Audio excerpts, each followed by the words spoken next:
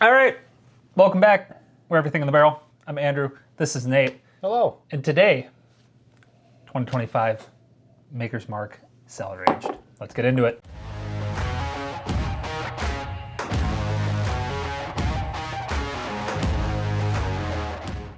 Alrighty, I'm super excited. I've been wanting to try this for a long time. Wow, Nate's starting a video. Holy shit, let's go. Okay, so, like I said, 2025 Maker's Mark Cellar Aged. The bottle that people were fighting over at Kentucky Bourbon Festival, like literally pushing, shoving, like throwing. Throwing hands.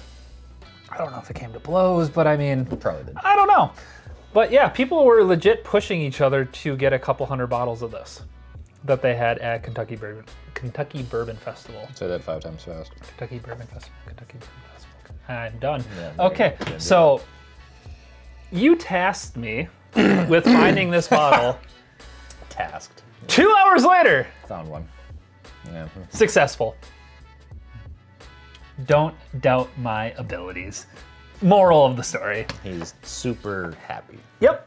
Super happy. So I we think I'm still more happy though. we cracked this bottle last weekend, just to open it up, let it breathe, sample it. We also got our hands on a 2024 Cellar Aged around the same time, and it was just kind of like, hey, which one do you like better? Which one do I like better? Whatever one we prefer, we'll just take home with us, kind of thing. Mm-hmm. So, And we did. it was a fresh crack blind. Yeah, which- it was. But we also very distinctly, we both sampled because we had. So my wife blinded both of us. We were both like, and it was like- very clear cut. oh my god, there's no like, oh, they're kind of similar. It's like, good god, no. No, there was. I think as soon as we both had both of them, For like, as soon as we both I knew which tried one you both were of gonna them- like. I knew which one I was gonna like. Yep, and same for me. I knew, like, okay, I'm liking this one, Nate's liking this one. We're not going to Mm-hmm. be fighting over which bottle's going home with who, kind of thing here. But let's get into this one, see if it opened up a little bit. Let's see how it's changed, like the fact that it's been exposed to some air and whatnot now for a week. So, This is the one that during the blind you liked yeah. more than I did. There was a darker, richer, This more leans, tobacco-y kind of element to it. This leans more traditional than Okay. the 24 did. Yeah. In terms of just like when we say Jack Daniels, it's traditional, or Yep. you know, it's for On what profile. on profile. On profile. Yes. Versus the 24 was vastly different, and I enjoyed that so much. But that's not to say that this is bad. And by the look on your face, it's gotten better. It's gotten better. It's gone deeper into my wheelhouse of whiskey. So this is a blend of 11, 13, and 14-year-old whiskey from Maker's Mark. What is it, 112? Is that what it says over there? 112.9. Yeah, 112.9. So No, look. It's right there. it's right. I told you it's right. We on the never top. read the bottle except No. the front. Yeah. Where I think the last couple have been a little bit higher proof. And that's what kind of shocked me, was the fact that I was leaning towards, like, yeah, it's 7 proof points, but the fact that I'm just like, you could tell the difference. And I was still leaning the lower proof one, but there was more flavor notes that I enjoyed, that rich tobacco, that just dark, like That almost hasn't proved. desserty element That's- to it. I'm now really excited to see what the 24 is. Hopefully the 24 is also increased as well. Yeah. Because if it doesn't, then I'll be sad. But that's fine. No, God, when they first came out with it, weren't people saying that it was like a WOW killer? People Some were like, people it was were- like overhyping it Yeah. to that degree. I don't think it's gonna be. This is no. But I got That's- something there on the back end. I'm sorry. squirrel. But they were talking about it being like, you know, of course they're comparing it to like really high-end BTAC line Yeah. of like, hey, if you like that, this might be a couple $100 bottle, but boy howdy, it's gonna beat that $1,000 bottle. I don't know what that note is. And now I'm... Is it like a peppery note? Is it like a char note? Is it a sour note? Is it a tart No, note?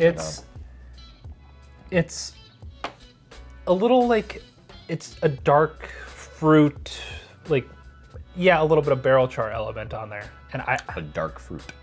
Dark fruit char. Are we doing like, hey, it's a strawberry raspberry? Are we going like,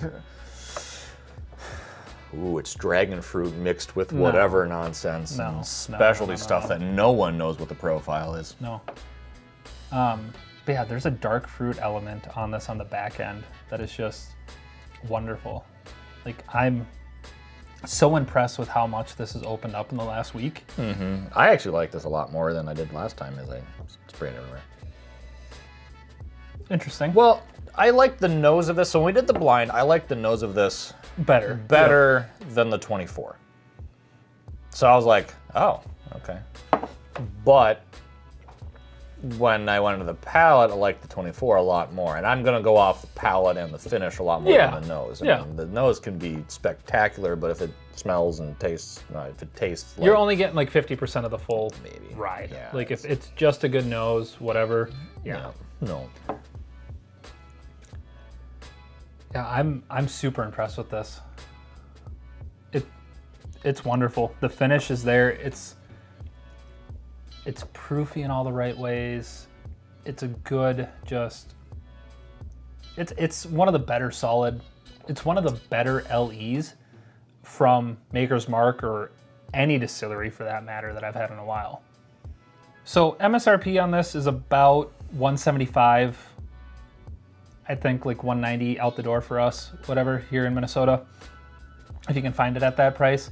Secondary about $275 to $300 is what I've been seeing like it consistently at. It's a new release, so as it sits out there on the market, it might come down a little bit. But if the reviews are good, it also might climb a little bit. So this is going to be one... This is a very good whiskey. Yes, I agree. But this is going to be very much, from just having the 24 and the 25, 26 could be completely different. We might hate the 26. Unlikely, but sure. Well, I agree, but in terms of if we are comparing, not saying it's going to be bad. I don't think it's going to ever be bad.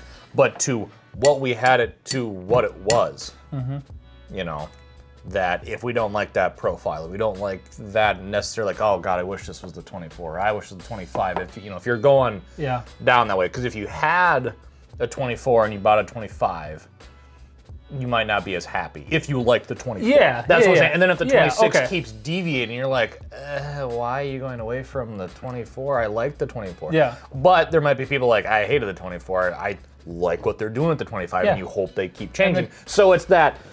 The 24 was, I think, just pure 13 and 14-year-old whiskey. Where I think some of the deviation on this could be like introducing like some of that, like 11-year-old whiskey is not a young whiskey, but it's younger compared to what was in here. For me, it's a younger whiskey. Yeah. I mean, okay, you're going to Scotch realm. It goes 18 years and, 20 years. And But as far as like bourbon's concerned and American whiskey's concerned, 11 years is a good age range. But you're introducing it with other like higher age stated whiskeys, and that's the dominant age statement in here at that like 75%, whatever. It's 11-year-old whiskey. To where the 24 was a little bit older. So it could be, I don't want to say like bringing it down, but it's lowering that age statement and it's introducing less elements than 2024 was. Does that make sense? So I mean, if they're gonna keep hang on, exploring with that, that's where the variation's coming from. Well, let me just bring the 24 up. Oh, no, that's easy enough. All right, so 25 on left. 24. I think we could probably figure that out. Yeah, the glass level. There's that. On the left. Okay. Wow, that's opened up a bunch too. See, I still, even just a quick. The nose is still better on the 25. The nose is way better on the 25. The nose is still better on the 25. But, and I think I just don't like. Okay, this is 12 and 13 year. I thought it was 13, 14. Sorry, cut you off. Go ahead. All the time. That's my thing. It always and forever. But still, I think I think the nose is way more complex on the 25, but we've talked about the complex, as long as it's good, whatever, but the nose is kind of hard to like, oh, you smell it, and then it just, there's a big difference between tasting and smelling. You can like the nose, but the nose is definitely better than the 25, and from your face, it's gotten better. There's there was that grainy element when we tried it last week. Yeah, this has had about a week to open up. On the count of 3, outside that grainy note, give me the next big tasting note, and I want to see if we say the exact same word here. We're probably not. There it is. That was exactly my reaction. Got it? Yep. 3, 2, 1. Motor Milk oil. chocolate.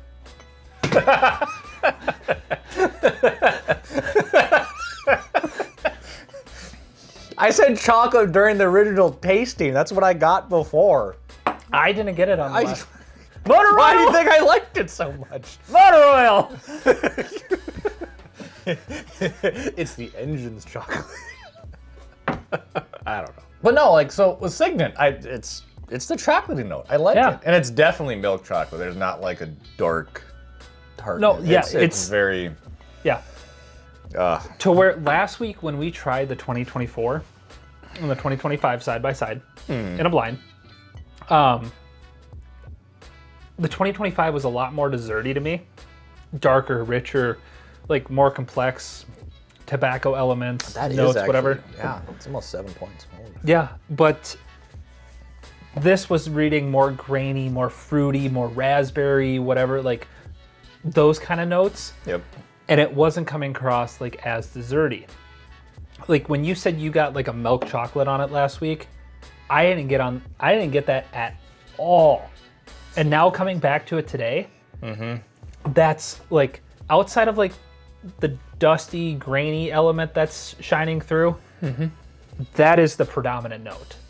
Yeah, well, that's not the first one though. It does come later. It just keeps building. I get a lot more of like the raspberry-y, strawberry-y, berry-y. I don't know exactly. It's kind of a mix because before I only got raspberry, and now it's kind of opened up a lot more of. It's literally like for me like 2 seconds in to that palate where it's just like, oh, it's nice and fruity, grainy, and then it's just like chocolate, and it's just like. I'm happy you're actually able to taste it now. Yeah, because I did not get that on day one. That's what I got the first day. But of course, our profiles of what you pick out more than what I pick out more. I lean more that way. You lean the other way. Yeah. You can differentiate between the barrel char. Yeah. I cannot. Yeah. I've gone into like the floral and the chocolate and the fruity side way more to where I like that. I think I still enjoy the 2025 more, but I think if we go back to it blind, I think we're still gonna there's a clear distinction. I don't think there's going to be any argument over like which one is which. No, because there is such a clear distinction. There's no Elijah Craig trying to figure out which batch you like and splitting hairs. This is a clear. Oh, these are completely different. So if you've had the 24 and you enjoyed it, I think you're still going to enjoy the 2025, but just expect a different experience. Expect a different profile. It's not going to be as fruity. It's not going to be as like chocolatey, whatever. You're getting a darker, like almost more like sugary tobacco note on it. If you like the 24, my peeps who like the 24, find more and buy them. Ignore him. No, I like the 25. I really do. I just hope that they kind of keep within certain parameters, that it doesn't keep going completely spastic. And I think it's going to. Yeah. Just because each time they're going to mess with the proof, they mess with the age and statements. It's fun. But I'm sure they're pulling from different parts of the cellar. So I can't tell if we're just so used to higher proof stuff. But would you have read this as like a 107? I would have read it as higher teens, realistically, like 115 to 119 in there. See, on both of them. See, I'm leaning more of the. Yours, I probably would have put higher. I just don't know if I can't. The 2025. 2025. Yep. Yeah, going back to it, like, yeah, it's. I just don't know. I would think that the proofs are reversed. I would think that this is 119, this is 112, where in reality it's 100. The 25 I would have put as. I would not have been as surprised if you said it was about 113. I would not have been surprised at that. The 24 doesn't read higher. No. It doesn't read higher. If anything, for me, it's like in that 107 territory. I would have legitimately guessed it at 107. It's worth hunting. It absolutely. There's not too many things in this market right now, I think, that are worth the hunt. This is it. To me, this is it.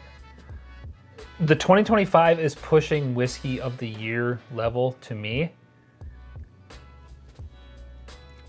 That's surprising. See, I thought I'd be the fanboy over here going, like, it's Maker's Mark, it's so good. And then you're the one going, no, it's the best. It's in contention for me for whiskey of the year right now. That's surprising. The 25 is. Yeah, it'll be interesting to see, like, once we do, like, our end of the year, like, whiskey of the year video. But right now, this is clearly making the cut. It's getting there. Okay. And it's going to be interesting to see where it ranks at the end of the year. So that's surprising. I'm kind of happy you're enjoying it as much as you are. I am. I truly am. So thank you for joining us for this one. We will catch you next week with another review video here. Not sure what we're going to have on the docket quite yet, but yeah, stick around. So remember, drop a like and subscribe down below, and drop a comment. If you've had these, the 23, 24, 25, which one's your favorite year? Let us know down below. We'd love to chat with you. We'll see you in the next one. Bye.